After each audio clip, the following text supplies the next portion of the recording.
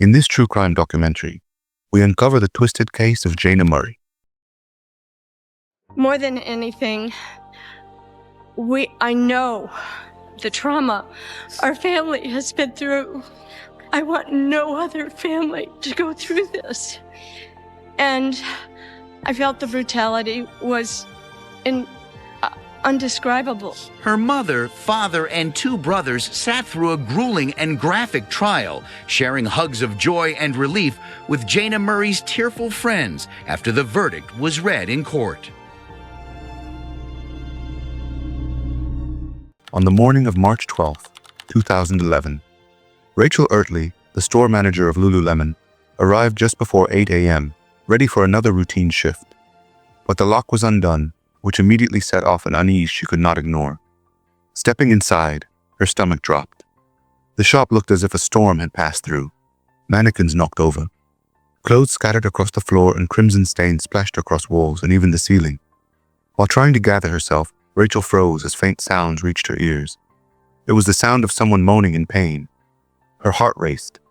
She stumbled out of the store in pure shock, unable to believe what she had just witnessed. Next door, an Apple store had drawn a long line of people waiting for the launch of the new iPad 2. Among them stood a man called Ryan, who noticed Rachel's pale face and trembling hands. He stepped forward and offered to walk inside with her to find out what was really happening. As they moved deeper into the shop, Ryan's shoes pressed against smeared footprints leading toward the back. The office, the fitting rooms, the restroom, and the emergency exit were all in disarray. Then he saw something that would burn itself into his memory forever. On the office floor lay a woman with long blonde hair, face down, motionless, her presence alone enough to freeze him in place.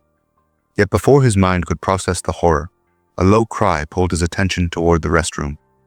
Inside was another woman, bound at the wrists and ankles with plastic ties, her body battered, but her chest still rising and falling. Ryan acted instantly, shouting back for Rachel to call the police. Montgomery County 911, what is the emergency? Hi, yes, I just called 911 to come, and there's two dead people in the back of my store. There's a woman that's alive, and she's breathing. Tied up? She's tied up. Okay, and you're saying that there's one person is dead? One person seems dead, and the other person is breathing.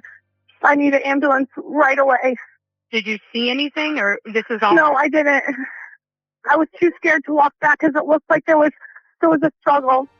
I knew something was wrong. Hold on, the police are here now. Oh my God, I'm so scared that one of my girls is hurt. When first responders entered the Lululemon store after the frantic call, they were struck by a scene that felt like something out of a nightmare. Their immediate task was to identify the two women. The one who had not survived was revealed to be 30-year-old Jayna Murray. The other was 28-year-old Brittany Norwood, a sales associate who had only transferred from Georgetown 6 weeks earlier. Brittany was bound at her wrists and ankles, her body marked with cuts and bruises across her legs, chest, arms, face, and stomach. She was rushed to Suburban Hospital in Bethesda, where doctors worked quickly to stabilize her.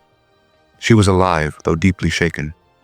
As Brittany was being treated, investigators turned their focus to Jayna. What they found left them speechless. Jayna's body carried 331 separate wounds, more than half of them carved into her face and chest. Scattered across the shop floor were 6 different tools, stained and bent. A hammer, a box, cutter, a wrench, and a knife. Among others, all pulled from Lululemon's own toolkit. A strip of fabric had been tied loosely around her neck, strange enough to raise questions, but not tight enough to have ended her life. Her body was taken for an autopsy, while her parents and her partner were given the devastating news. The autopsy uncovered even more. Jayna had fought back fiercely, her body covered with over 100 defensive injuries.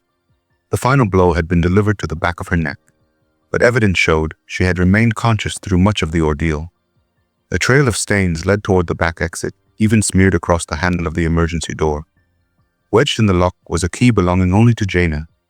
Detectives pieced together that the attack had stretched on for nearly 20 minutes, an almost unbearable thought, knowing she endured every second of it. Now the race was on to discover who had done this, and why. Yet there was a serious obstacle. Lululemon had no surveillance cameras on the exterior of the store, not a single angle to capture who had gone in or out.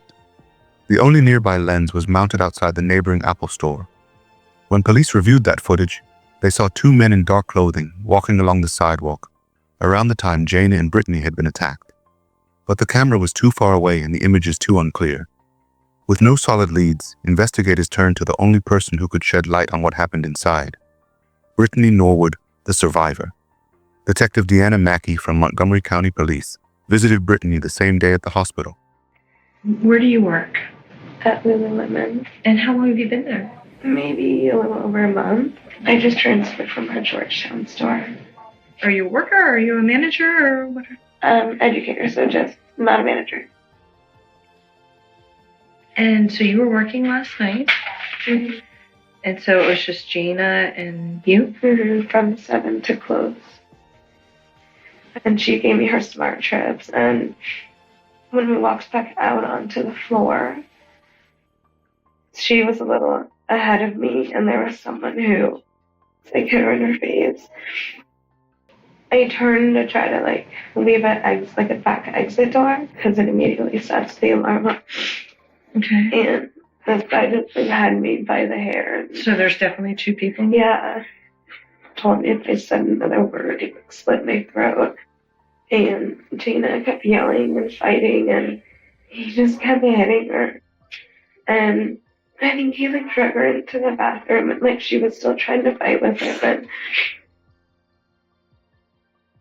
he hit me a couple of times. With what?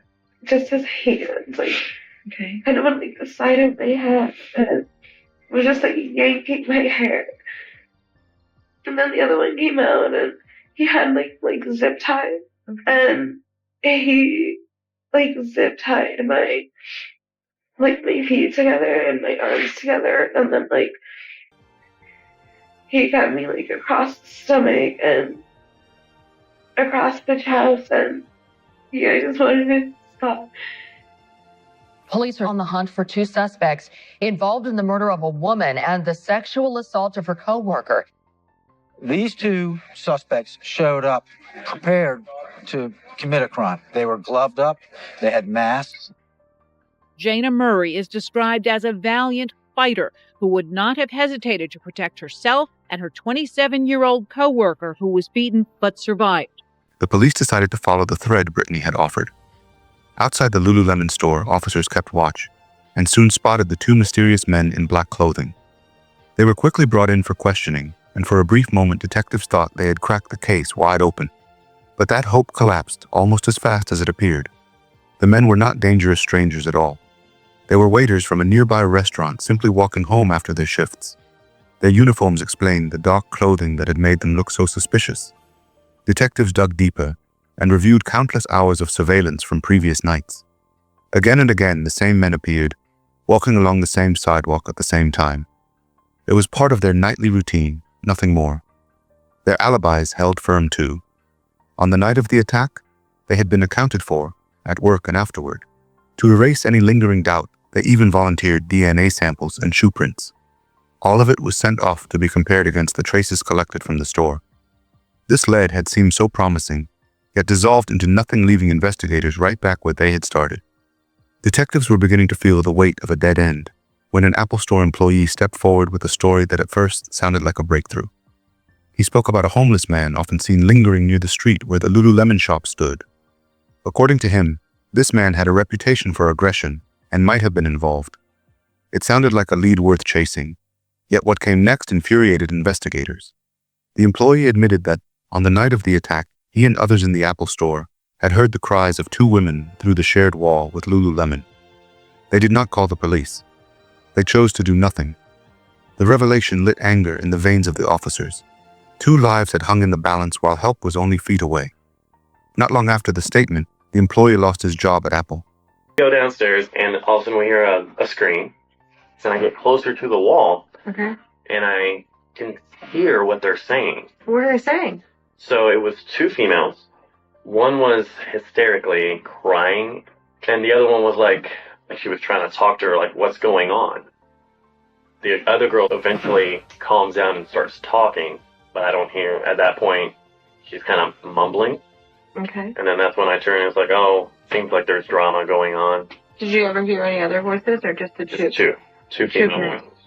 The police pursued the man he had pointed to. His name was Keith. When they located him, he bore scratches on his face and stains of blood on his clothing. For a tense moment, it felt like the case had finally cracked open.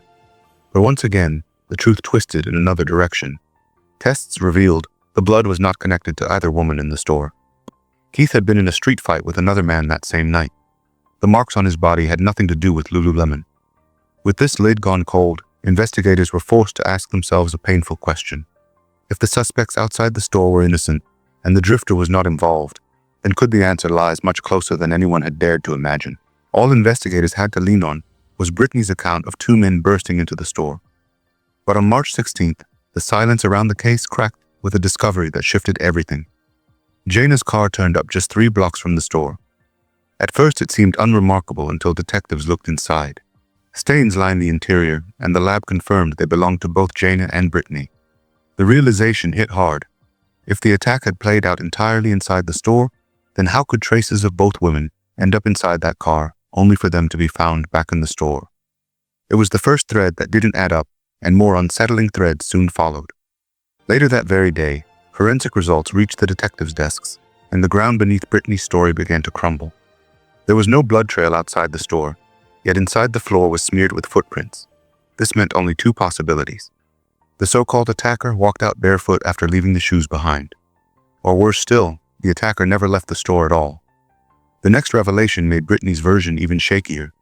Every drop of DNA from the scene belonged solely to Jayna and Brittany. No outsider, no phantom intruder. The tale of 2 men was dissolving under the weight of evidence. The medical examiner added another crushing detail. There had been no sexual assault despite Brittany's claims. Her narrative was splintering piece by piece. Then came the shoes. They didn't belong to a stranger at all. They were part of the store's own stock. When tested, the blood inside them pointed to a single person, Brittany Norwood. But the final detail was the most unsettling of all. The plastic ties that bound Brittany carried bite marks, marks that matched her very own teeth. The implication was chilling. She had tied herself up. On March 18th, Brittany was summoned again. The very first question sliced through every lie. Why was your blood inside Jayna's car? You guys, how it that night played out.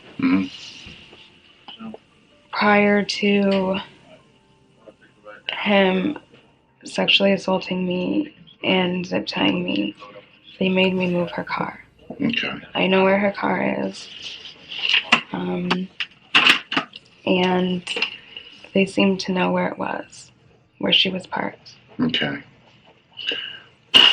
They asked, they said, where are her keys? I have no idea.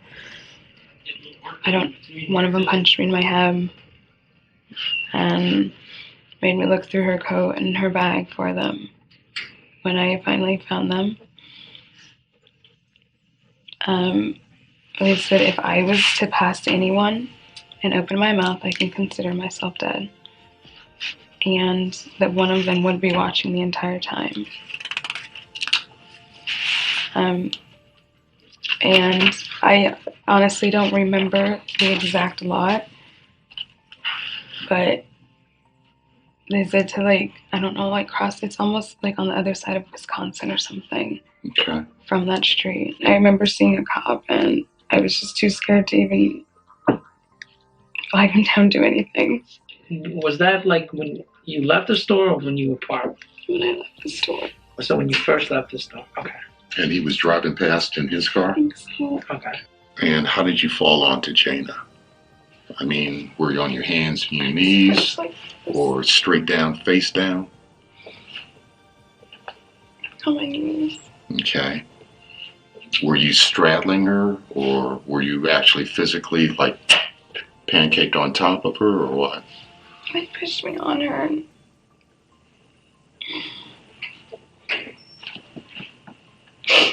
I touched her head. You touched her head? With what? And that slid to the ground. Okay, so your hands got in the blood on either side of her? Yes. Okay. I know it's hard. And blood all over. You had blood all over you? And then what?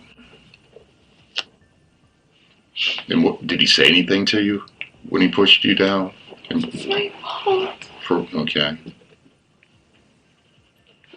This is because of you. Brittany, comes a point sometimes when we have to break down and get everything off of our chests. You got to tell us what really happened. I'm telling you. Okay, because I know what really happened. I told you what really happened. No, what you've done is you've concocted an incredible story that doesn't make any doggone sense. No. With the injuries that you have, they're self-inflicted. Yeah, they're self-inflicted. You did this to yourself. It's incredible that you want me or anyone to believe that you're lying like this overnight, haven't moved, okay? That's posed. Nobody in the world is going to believe this story. No one. He doesn't believe it. My boss doesn't believe it. When I tell your brother and your sister, they ain't gonna believe it. And your mother and your father, they're gonna say, bullshit. Can I go home? In a little bit, but how did it start? Come on, let's get this over with. Come on, baby, let's get this over with. Nah,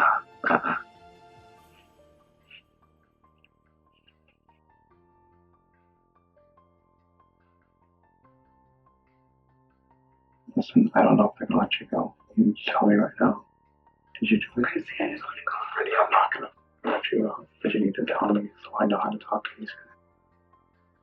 Because if you did, we have to get you a lawyer to defend you. And it's gonna be a mediation storm.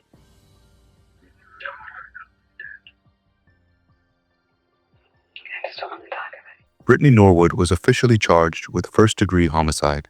It's a murder case that has stunned many here in Maryland and even grabbed national headlines. Jayna Murray was laid to rest this weekend after being killed in the yoga store where she worked. Now, in a twist few saw coming, her co-worker has been charged with murder. ABC's John Hendren has more on the clues that finally tipped off investigators. As we began analyzing the forensic evidence and looked at the medical reports, it was not supporting what Ms. Norwood had told us. Norwood will appear in court tomorrow. Law enforcement experts say police will be combing through her past, looking to make sure nothing like this has ever happened to anyone else who was around her. Yet one question loomed larger than any other. Why would Brittany unleash such staggering rage against her manager, delivering more than 330 wounds? To find answers, investigators dug into Brittany's past.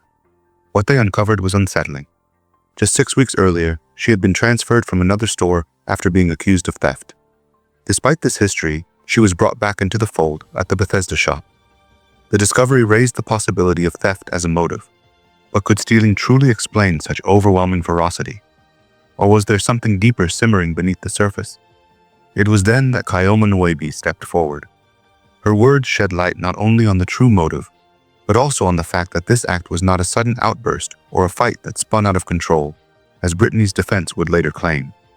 Her testimony revealed that what happened inside Lululemon was not random. It carried planning, intent, and a darkness no one had wanted to believe at first. What exactly did Kayoma know that tied Brittany to a motive so powerful it could spark one of the most vicious acts the town had ever seen?